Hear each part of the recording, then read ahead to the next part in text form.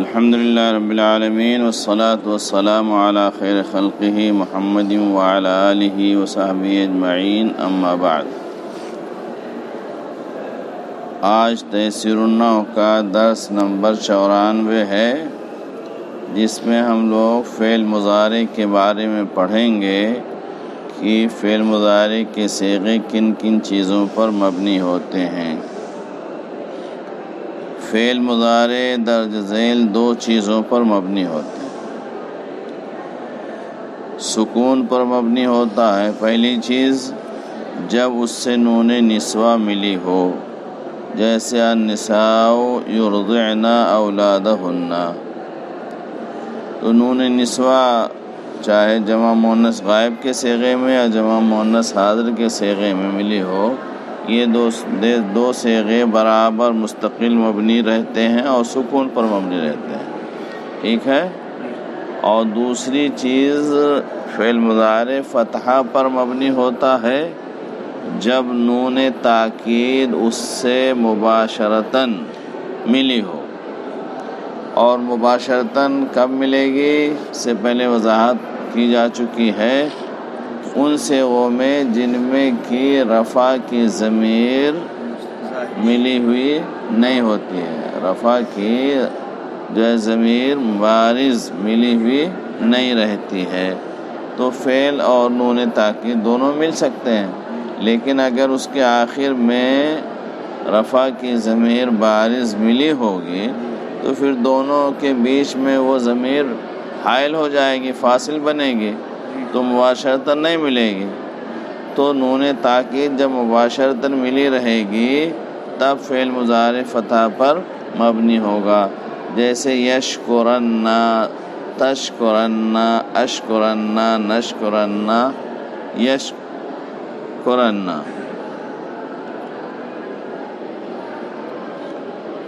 یشکرن یعنی یہ جو ہے نون تاکید خفیفہ دیا ہے، ٹھیک ہے، تو 5 صیغوں میں وہ چیز پائی جائے گی۔ ملاحظہ،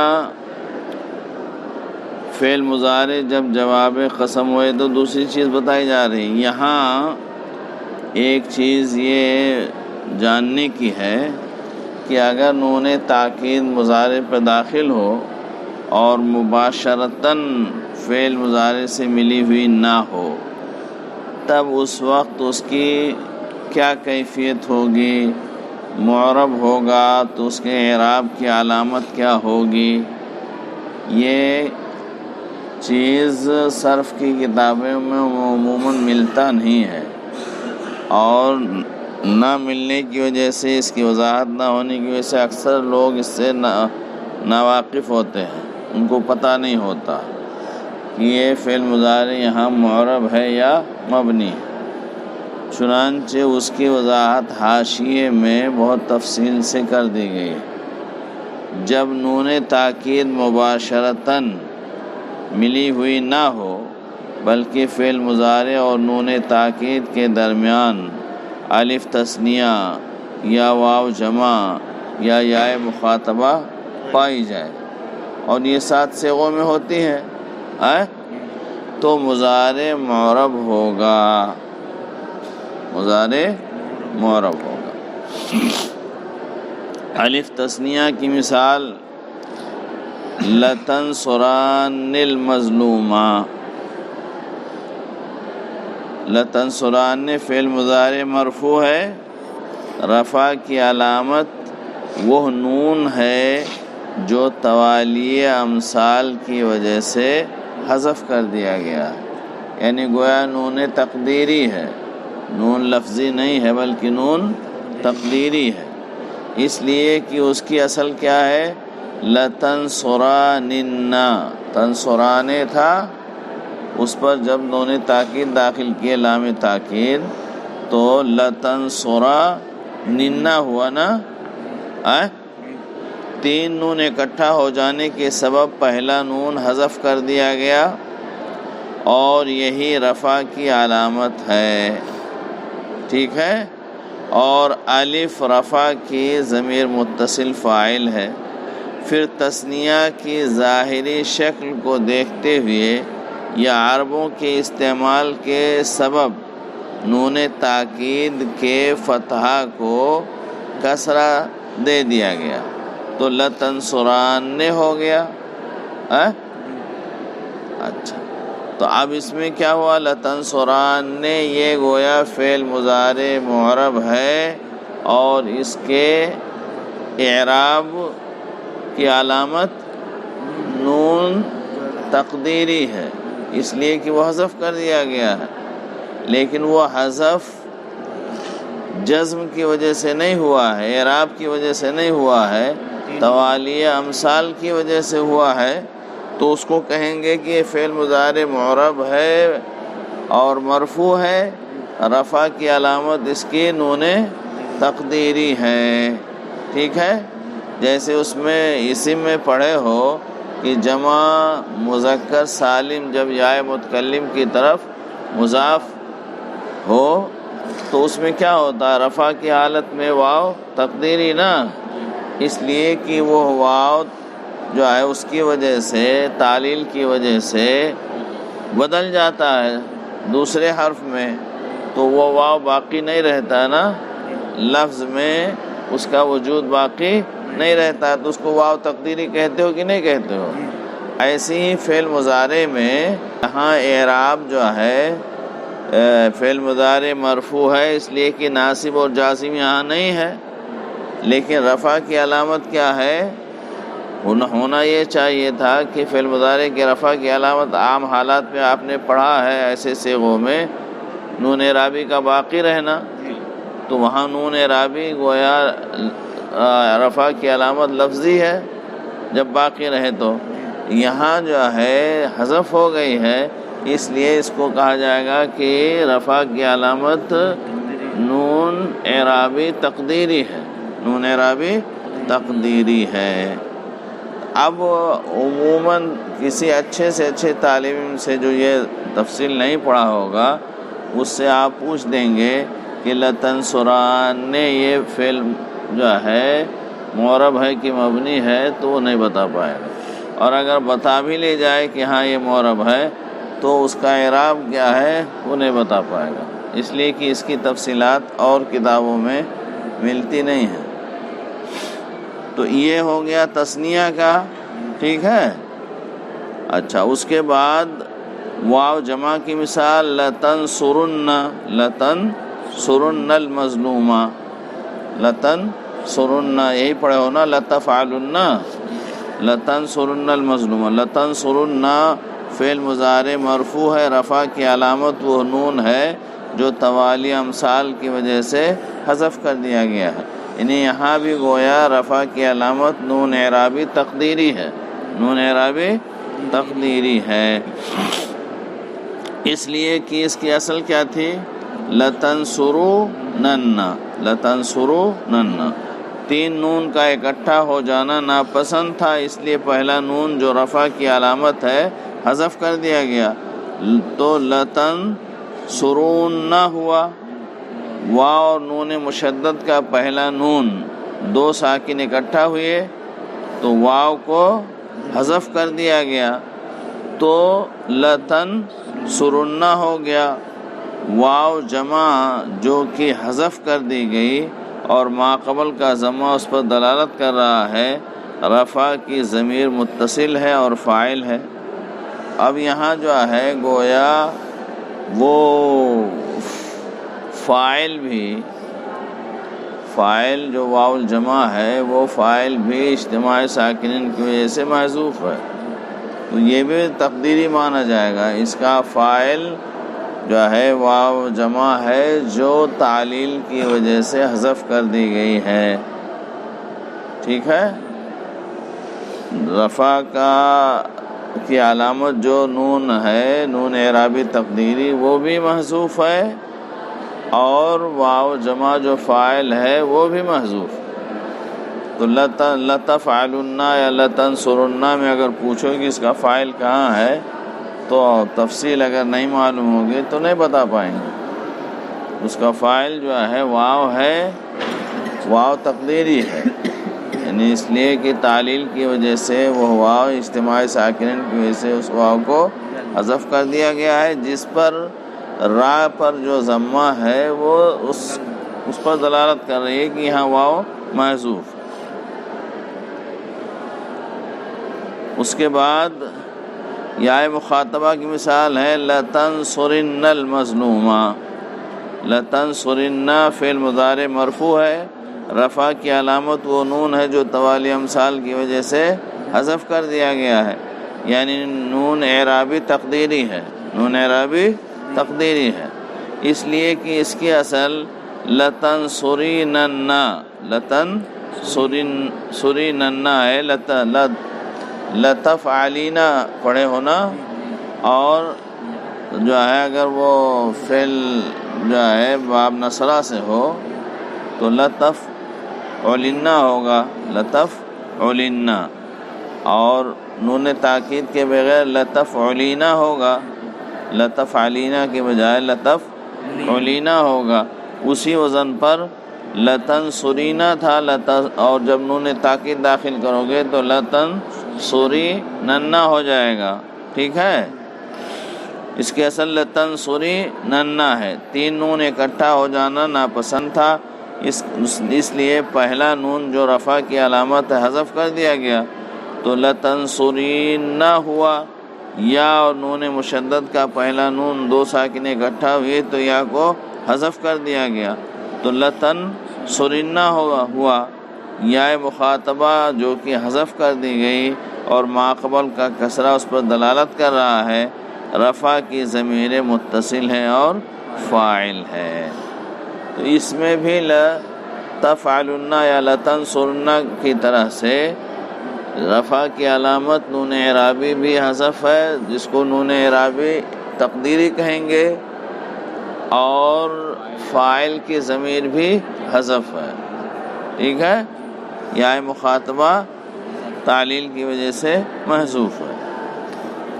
البتہ فعل اور نون تاکید کے درمیان نون نسوہ پائی جائے تو چونکہ نون تاکید کے داخل ہونے سے پہلے ہی نون نسوہ کی وجہ سے فعل مضارع مبنی علی السکون ہوتا ہے، تو نون تاکید داخل ہونے کے بعد بھی وہ مبنی علی السکون رہے گا، جیسے لَتَنْصُرْنَانِ الْمَظْلُومَ۔ لَتَنْصُرْنَانِ فعل مضارع مبنی علی السکون ہے، اس لیے کہ اس سے نون نسوہ ملی ہوئی ہے، نون نسوہ رفع کی ضمیر متصل فاعل ہے، اور دونوں نون کے درمیان الف حرف زائد ہے، دونوں میں تفریق کے لیے اسے لایا گیا ہے تاکہ تین نون اکٹھا نہ ہونے پائیں۔ تو یہ اس کی تفصیل ہے کہ اگر فعل مضارع کے ساتھ نون تاکید مباشرتاً ملی ہوئی ہو تب تو وہ جو ہے مبنی ہے، اور اگر ملی ہوئی نہ ہو تب اس کا اعراب کیا ہوگا، اس کی تفصیل یہاں بتائی گئی۔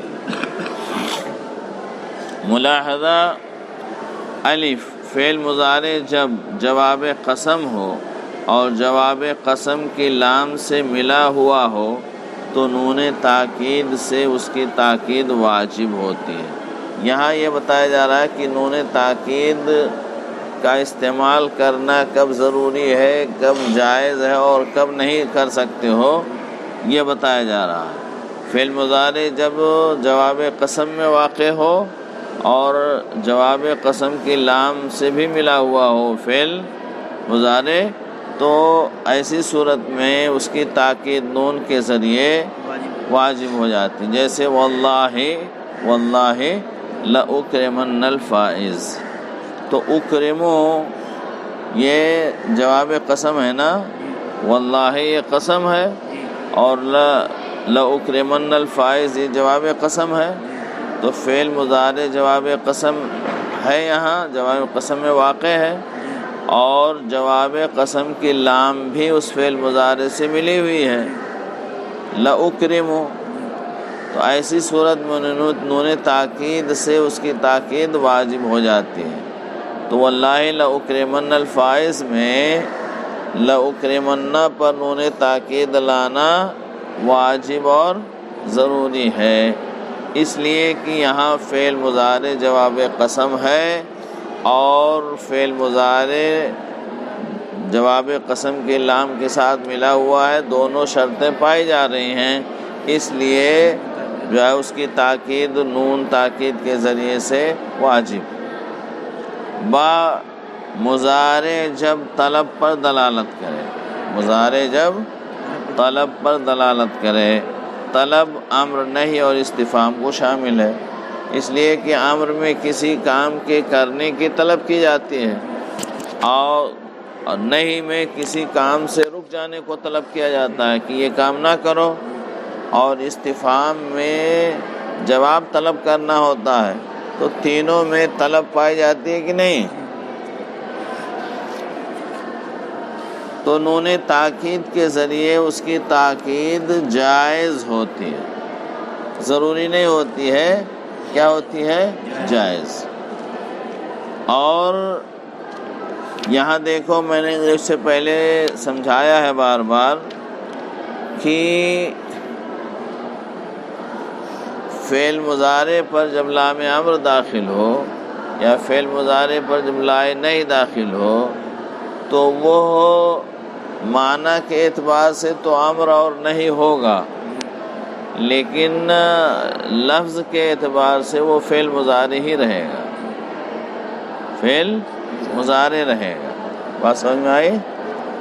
اب یہاں دیکھو لینفق القادرون، تو اب لینفق کتابوں میں عموماً جو ہے امین الصرف میں یا جو ہے اور دوسری کتابوں میں اس کو امر بالام لکھتے ہیں،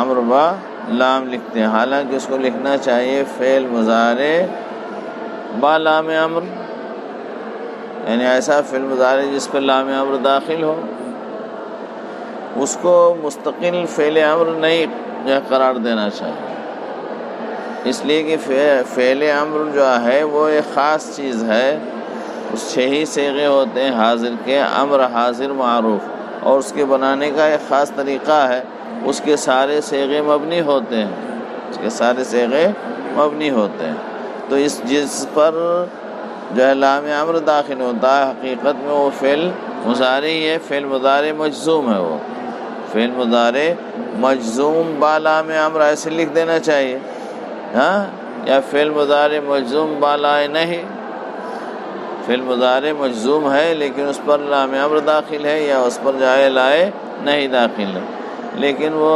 ایسی جو ہے روا روی میں وہ ایسے لکھ دیتے ہیں، اور جس کی وجہ سے بچوں کے ذہن میں تشویش ہو جاتی ہے، وہ امر حقیقت میں نہیں ہوتا ہے، وہ فعل مضارع ہوتا ہے۔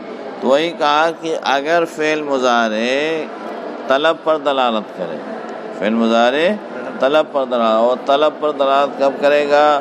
جب اس میں امر کا معنی ہوگا یا نہیں کا معنی ہوگا یا استفہام کا، تو وہ طلب پر دلالت کرے گا، تو ایسی صورت میں نون تاکید کے ذریعے اس کی تاکید جائز ہوتی ہے، جیسے لینفق القادرون یا لینفقن القادرون، جائز ہے کہ بغیر جو ہے نون تاکید کے استعمال کیا جائے، اور یہ بھی جائز ہے کہ اس کو نون تاکید داخل کیا جائے، لا تمدح، اور جب اس کو ملا کے پڑھو گے تو لا تمدح امران حتی تجربہ، کہ کسی آدمی کی تعریف نہ کرو یہاں تک کہ اس کو پرکھ لو، اس کا تجربہ کر لو، تو لا تمدح فعل مضارع پر لائے نہیں داخل ہے اور یہ طلب پر دلالت کر رہا ہے، تو اس پر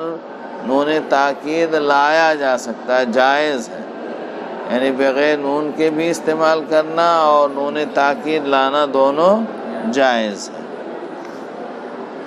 اتوافق علی هذا الرائے، اتوافق متوافق فعل مضارع ہے، اس سے پہلے حمزہ استفہام ہے، تو استفہام میں طلب ہوتی ہے،